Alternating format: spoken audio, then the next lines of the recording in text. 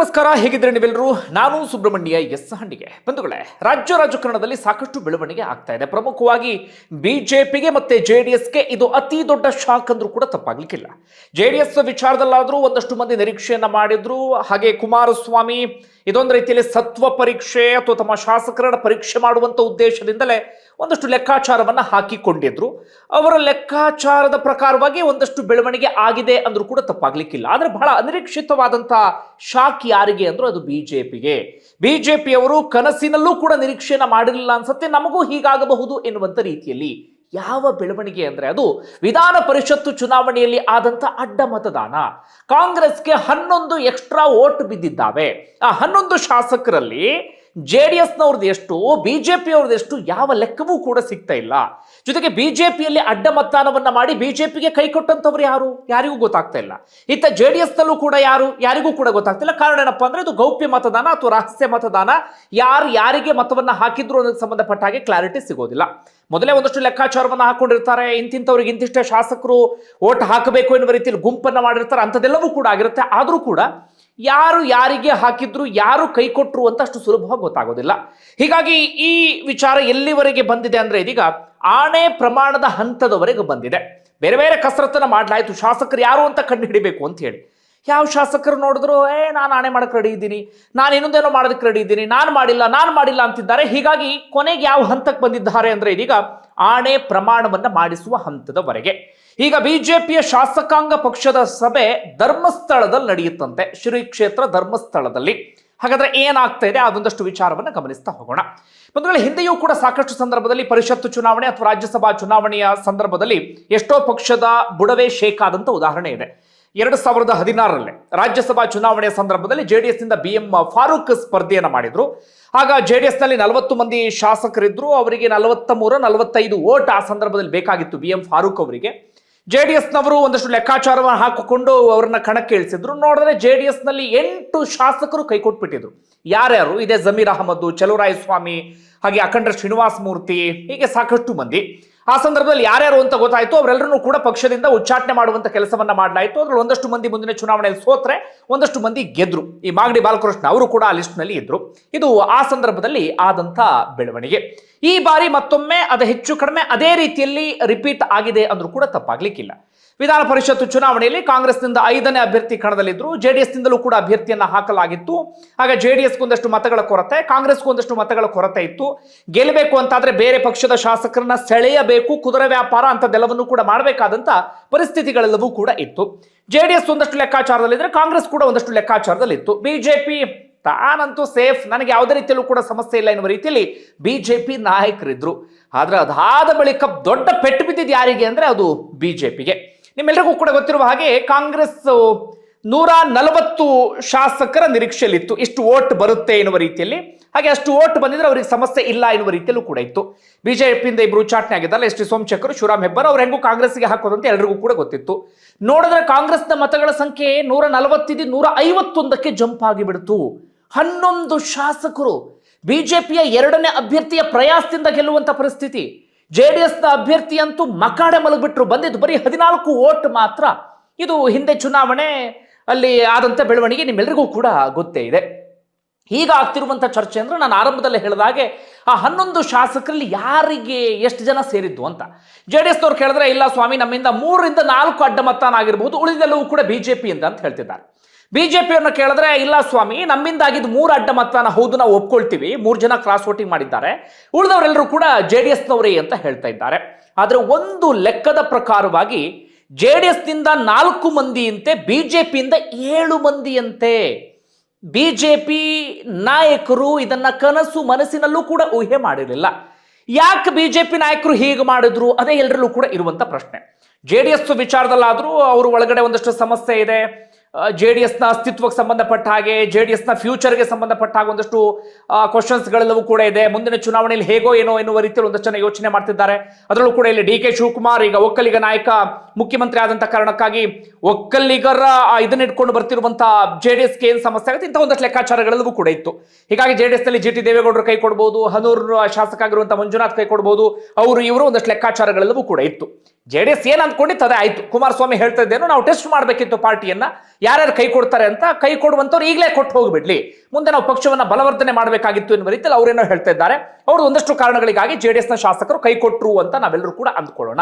ಈಗಲೂ ಕುಮಾರಸ್ವಾಮಿ ಹೇಳ್ತಾ ಇರೋದು, ಇನ್ನು ಯಾರಾದರೂ ಹೋಗಬೇಕು ಅಂತಿದ್ರೆ ಹೋಗಿ, ಮುಂದಿನ ಚುನಾವಣೆ ನಾವು ಪಕ್ಷವನ್ನು ಇನ್ನಷ್ಟು ಸ್ಟ್ರಾಂಗ್ ಮಾಡಬೇಕು ಅಂತ ಹೇಳಿ. ಅವರು ತಲೆ ಕೆಡಿಸ್ಕೊಂಡಿದ್ರು ಕೂಡ, ಪಕ್ಷಕ್ಕೆ ದೊಡ್ಡ ಡ್ಯಾಮೇಜ್ ಆಗಿದ್ರೂ ಕೂಡ, ಆ ಡ್ಯಾಮೇಜ್ ನಿರೀಕ್ಷಿತ ಡ್ಯಾಮೇಜ್ ಆದಂತ ಕಾರಣಕ್ಕಾಗಿ ಬಹಳ ದೊಡ್ಡ ಮಟ್ಟಿಗಿನ ನೋವು, ಸಂಕಟ ಅಂತ ಈ ಸಂದರ್ಭದಲ್ಲಿ ಹೇಳಕ್ಕಾಗಲ್ಲ. ಅಂದ್ರೆ ಒಂದ್ ರೀತಿಯಂತ ತಳಮಳ ಸಂಕಟ ಯಾರಿಗೆ ಅಂದ್ರೆ ಅದು ಬಿಜೆಪಿಗೆ. ಯಾಕಂದ್ರೆ ರಾಷ್ಟ್ರ ಮಟ್ಟದಲ್ಲಿ ಬಿಜೆಪಿ ಅಷ್ಟರ ಮಟ್ಟಿಗೆ ಸ್ಟ್ರಾಂಗ್ ಆಗಿದೆ, ಎಲ್ರಿಗೂ ಕೂಡ ಗೊತ್ತಿದೆ. ರಾಜ್ಯ ಬಿಜೆಪಿ ಅಂತ ಬಂದಾಗ ಇಲ್ಲಿ ಒಂದಷ್ಟು ಪ್ರಶ್ನೆಗಳೆಲ್ಲವೂ ಕೂಡ ಇದೆ. ರಾಜ್ಯ ಬಿಜೆಪಿ ವಿಪಕ್ಷವಾಗಿ ಎಷ್ಟು ಸಕ್ಸಸ್ ಆಗಿದೆ, ಬೇರೆ ಬೇರೆ ಒಂದಷ್ಟು ಪ್ರಶ್ನೆಗಳೆಲ್ಲವೂ ಕೂಡ ಇದ್ರೂ ಕೂಡ ಬಿಜೆಪಿ ಏನು ಮುಳುಗೆ ಹೋಗ್ಬಿಡ್ತು ಅನ್ನುವಂಥ ಸ್ಥಿತಿಯಲ್ಲೇನು ಬಿಜೆಪಿ ಇಲ್ಲ. ಆದ್ರೂ 7 ಮಂದಿ ಕೈ ಕೊಟ್ಟಿದ್ದು ಹೌದು ಅಂತಾದ್ರೆ ಯಾಕೆ ಕೈ ಕೊಟ್ಟರು ಅನ್ನೋದು ಎಲ್ಲರಲ್ಲೂ ಕೂಡ ಇರುವಂತ ಪ್ರಶ್ನೆ. ವಿಪಕ್ಷ ನಾಯಕರಾಗಿರುವಂತ ಆರ್ ಅಶೋಕ್ ಬಗ್ಗೆ ಅಸಮಾಧಾನನ, ರಾಜ್ಯಾಧ್ಯಕ್ಷರಾಗಿರುವಂತ BY ವಿಜೇಂದ್ರ ಬಗ್ಗೆ ಅಸಮಾಧಾನನ, ಅಥವಾ ಇದೇನಾದ್ರೂ ನಡೆದಿದೆಯಾ ಅಲ್ಲಿ? DK ಶಿವಕುಮಾರ್ ಅದರಲ್ಲಿ ಬಹಳ ಸ್ಟ್ರಾಂಗು, ತನ್ನು ಮನ ಧನ ಅಂತದ್ದೇನಾದ್ರೂ ನಡೆದಿದೆಯಾ ಅಲ್ಲಿ? ಕುದುರೆ ವ್ಯಾಪಾರ ಅಂತ ಹೇಳಿ ಕರಿತೀವಲ್ಲ, ಬೇರೆ ಶಾಸಕರನ್ನ ಬೇಕಾದಷ್ಟು ಹಣವನ್ನ ವಿನಿಯೋಗಿಸಿ ಅವ್ರನ್ನ ಖರೀದಿ ಮಾಡುವಂತ ಪ್ರಕ್ರಿಯೆ ಅಂಥದ್ದೇನಾದ್ರೂ ಆಯ್ತಾ? ಒಂದಷ್ಟು ಮಾತುಗಳು ಕೇಳಿ ಬರ್ತದೆ, 40 ಕೋಟಿ ಅಂತೆ, 50 ಕೋಟಿ ಅಂತೆ, 60 ಅಂತೆ, 70 ಅಂತೆ ಅಂತ ಹೇಳಿ. ಅಂಥದ್ದೇನಾದ್ರೂ ಆಯ್ತಾ? ಯಾರಿಗೂ ಕೂಡ ಅದಕ್ಕೆ ಸಂಬಂಧಪಟ್ಟ ಕ್ಲಾರಿಟಿ ಇಲ್ಲ. ಈಗ ಬಿಜೆಪಿ ನಾಯಕರಿಗೆ ಅದೇ ಚಿಂತೆಗೀಡು ಮಾಡಿದೆ. ಯಾಕೆ ಇಷ್ಟು ಜನ ಕೈ ಕೊಟ್ಟರು, ಯಾರು ಕೈ ಕೊಟ್ಟವರು ಎನ್ನುವ ರೀತಿಯಲ್ಲಿ ಬಿಜೆಪಿಯಲ್ಲಿ ಒಂದು ಸತ್ಯ ಶೋಧನಾ ಸಮಿತಿ ಅಂತ ರಚನೆ ಮಾಡಿದ್ರು. ಆ ಸಮಿತಿಯನ್ನು ಒಂದು ವರದಿ ಕೊಟ್ಟಿದೆಯಂತೆ, ಆದ್ರೆ ಆ ವರದಿಯಲ್ಲೂ ಕೂಡ ಕ್ಲಾರಿಟಿ ಇಲ್ಲ. ಆದ್ರೆ ಒಂದಷ್ಟು ಜನರ ಮೇಲೆ ಡೌಟ್ ಇತ್ತು. ಈಗ ಶಾಸಕರಾಗಿರುವಂತೆ HK ಸುರೇಶ್, ಅದೇ ರೀತಿಯಾಗಿ ಬೇರೆ ಬೇರೆ ಮೇಲೆ ಎಲ್ಲರೂ ಕೂಡ ಡೌಟ್ ಇತ್ತು, ಇವರೇನಾದ್ರೂ ಆ ಕ್ರಾಸ್ ವೋಟಿಂಗ್ ಮಾಡಿರಬಹುದಾ, ಅವ್ರಿಗೆ ಬೇರೆ ಬೇರೆ ಕಾರಣಗಳಿಗೆ ಅಸಮಾಧಾನ ಇತ್ತು ಅಂತ ಹೇಳಿ. ಚಂದ್ರು ಲಮಾಣಿ ಅವ್ರ ಮುಂದೆ ಎಲ್ಲ ಮಾಧ್ಯಮದ ಹೊರ ಹೋಗಿ ಮೈಕ್ ಹಿಡಿದ್ರೆ ಅವ್ರು ಹೇಳ್ತಾರದೇ, ಇಲ್ಲ ರೀ, ಎಲ್ಲ ಬೇಕಾದ್ರೂ ಆಣೆ ಪ್ರಮಾಣ ಮಾಡ್ತೀವಿ ನಾವು, ನಮ್ಮ ಮೇಲೆ ಯಾಕೆ ಅನುಮಾನ ಪಡ್ತೀರಿ, ನಮ್ಮನ್ನ ಯಾಕೆ ಇದ್ರಲ್ಲಿ ಸಿಕ್ಕಾಕ್ಸ್ತೀರಿ, ನಾವಂತೂ ಕ್ರಾಸ್ ವೋಟಿಂಗ್ ಮಾಡಿಲ್ಲ ಅಂತ. ಯಾರನ್ನೇ ಕೇಳಿದ್ರು ನಾವು ಮಾಡಿಲ್ಲ, ನಾವು ಮಾಡಿಲ್ಲ, ನಾವು ಮಾಡಿಲ್ಲ. ಈಗ ಬಿಜೆಪಿ ನಾಯಕರಿಗೆ ತಲೆ ಬಿಸಿ. ಎಲ್ಲರೂ ನಾವು ಮಾಡಿಲ್ಲ ಅಂದ್ರೆ ಇದನ್ನು ಪತ್ತೆ ಹಚ್ಚೋದು ಹೇಗೆ, ಇದನ್ನು ಕಂಡು ಹಿಡಿಯೋದು ಹೇಗೆ? ಯಾವುದೇ ರೂಟ್ ಕೂಡ ಅವರಿಗೆ ಸಿಗ್ತಾ ಇಲ್ಲ ಇದನ್ನ ಕಂಡು ಹಿಡಿಯೋದಿಕ್ಕೆ. ಹೀಗಾಗಿ ಕೊನೆಯದಾಗಿ ಆಯ್ಕೆ ಮಾಡಿಕೊಂಡಂತ ಮಾರ್ಗ ಯಾವುದಪ್ಪ ಅಂದ್ರೆ ಆಣೆ ಪ್ರಮಾಣ. 2011ರಲ್ಲಿ ಕುಮಾರಸ್ವಾಮಿ ಯಡಿಯೂರಪ್ಪನ ನಡುವೆ ಇದೇ ವಿಚಾರಕ್ಕೆ ಸಂಬಂಧಪಟ್ಟ ಹಾಗೆ ಆಣೆ ಪ್ರಮಾಣ ಬಹಳ ಜೋರಾಗಿತ್ತು. 2022ರಲ್ಲಿ ಶಿವಲಿಂಗೇಗೌಡರು ಏನೋ ಅಕ್ಕಿ ಕಳ್ಳನೋ ರಾಗಿ ಕಳ್ಳನೋ ಒಂದು ವಿಚಾರಕ್ಕೆ ಆಗ್ಲೂ ಕೂಡ ಬಹಳ ದೊಡ್ಡ ಮಟ್ಟಿಗೆ ಸದ್ದು ಮಾಡಿತ್ತು. ಈಗ ಮತ್ತೊಮ್ಮೆ ಮುಂದಿನ ಗುರುವಾರ ಅಥವಾ ಶುಕ್ರವಾರ ಧರ್ಮಸ್ಥಳದಲ್ಲಿ ಶಾಸಕಾಂಗ ಸಭೆ ನಡೆಯುತ್ತಂತೆ. ಅಲ್ಲಿ ಬಿಜೆಪಿಯ 63 ಶಾಸಕರು ಕೂಡ, ವಿಜೇಂದ್ರ ಹೇಳ್ತಾ ಇದ್ರು, ತಾಯಿಗೆ ದ್ರೋಹ ಮಾಡಿದ್ದಾರೆ ಅವರೆಲ್ಲರೂ ಕೂಡ ಅಂತ ಹೇಳಿ 63 ಶಾಸಕರು ಕೂಡ ಹೋಗಿ ಆಣೆ ಪ್ರಮಾಣವನ್ನ ಮಾಡಬೇಕಂತೆ. ನಾವು ಕ್ರಾಸ್ ವೋಟಿಂಗ್ ಮಾಡಿಲ್ಲ, ನಾವು ಕ್ರಾಸ್ ವೋಟಿಂಗ್ ಮಾಡಿಲ್ಲ ಅಂತ ಹೇಳಿ. ಇದು ಎಷ್ಟರ ಮಟ್ಟಿಗೆ ಸಕ್ಸಸ್ ಆಗುತ್ತೆ ಅನ್ನೋದೇ ಎಲ್ಲರಲ್ಲೂ ಕೂಡ ಇರುವಂತ ಕುತೂಹಲ. ಈಗ ಶಾಸಕರು ಹೇಳ್ತಿದ್ದಾರೆ ಆಣೆ ಪ್ರಮಾಣಕ್ಕೆ ನಾವು ರೆಡಿ, ನಾವು ರೆಡಿ, ನಾವು ರೆಡಿ ಅಂತ ಹೇಳಿ. ಈಗ ಎಲ್ಲರೂ ಆ ಸಂದರ್ಭದಲ್ಲಿ ಆಣೆಯನ್ನೇ ಮಾಡೇ ಬಿಟ್ರೆ, ಇಲ್ಲ ರೀ ನಾವು ಕ್ರಾಸ್ ವೋಟಿಂಗ್ ಮಾಡಿಲ್ಲ ಅಂತ, ಆಗ ಮತ್ತೆ ಬಿಜೆಪಿ ನಾಯಕರಿಗೆ ಇನ್ನಷ್ಟು ತಲೆಬಿಸಿ ಶುರುವಾಗುತ್ತೆ, ಹೆಂಗ್ ಪತ್ತೆ ಹಚ್ಚೋದು ಇದನ್ನ ಎನ್ನುವಂತ ರೀತಿಯಲ್ಲಿ.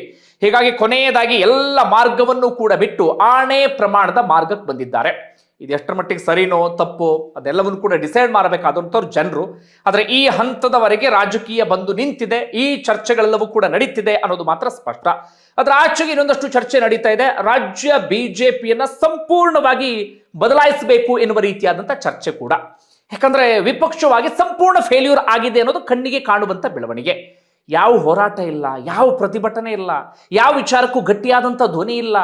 ರಾಜ್ಯ ಸರ್ಕಾರದ ಹಗರಣಗಳು ಬೇಕಾದಷ್ಟು ಇದ್ವಾ, ವಾಲ್ಮೀಕಿ ಹಗರಣದಿಂದ ಹಿಡಿದು ಬೇಕಾದಷ್ಟು, ಯಾವುದನ್ನೂ ಕೂಡ ಒಂದು ತಾರ್ಕಿಕ ಅಂತ್ಯಕ್ಕೆ ತೆಗೆದುಕೊಂಡು ಹೋಗಲಿಲ್ಲ, ಅಥವಾ ಜನರಿಗೆ ತಲುಪಿಸುವಲ್ಲಿ ಅವರು ಸಕ್ಸಸ್ ಆಗಲಿಲ್ಲ.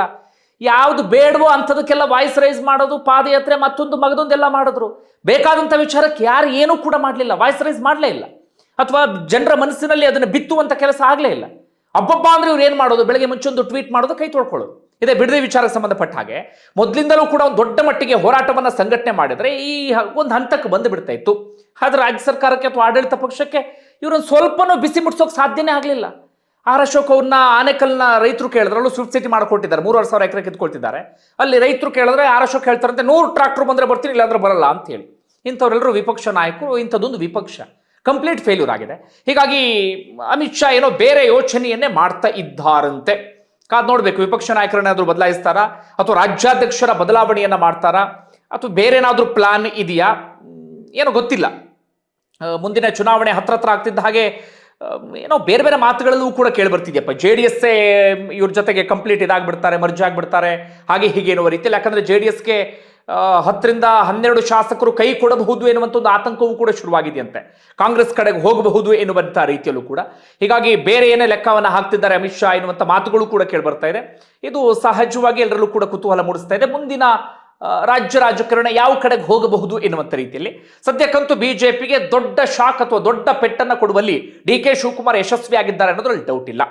ಅದೇನೋ ಒಂದು ಕಡೆಯಿಂದ ರಾಜಕೀಯ ವಿಶ್ಲೇಷಣೆಗೆಲ್ಲ ಹೀಗೆ ಮಾತಾಡಬೇಕು ನಾವು, ಆದರೆ ಅದರ ಆಚೆಗೆ ನೋಡೋದಾದ್ರೆ ಎಂಥ ಅಸಹ್ಯ ರಾಜಕಾರಣ ಇದು ಅಂತ ಹೇಳಿ. ಆ ಪಕ್ಷ ಈ ಪಕ್ಷ ಅಂತಲ್ಲ, ಎಲ್ಲರದ್ದು ಅದೇ ಹಣೆ ಬರ. ಇವತ್ತು ಶಾಸಕರು ಅವ್ರ ಕಡೆಗೆ ಹೋಗ್ತಾರೆ, ಅವ್ರ ಕಡೆಗೆ ಹೋಗಿ ಅಡ್ಡ ಮತದಾನವನ್ನು ಮಾಡ್ತಾರೆ ಅಂದ್ರೆ ಪುಕ್ಸಟೆ ಅಂತೂ ಹೋಗಿರೋದಕ್ಕೆ ಸಾಧ್ಯವೇ ಇಲ್ಲ. ಒಂದು ಅಧಿಕಾರದ ಆಮಿಷ ಅಥವಾ ಒಂದು ಹಣದ ಆಮಿಷ ಏನೋ ಒಂದು ಒಡ್ಡಲಾಗಿರುತ್ತೆ.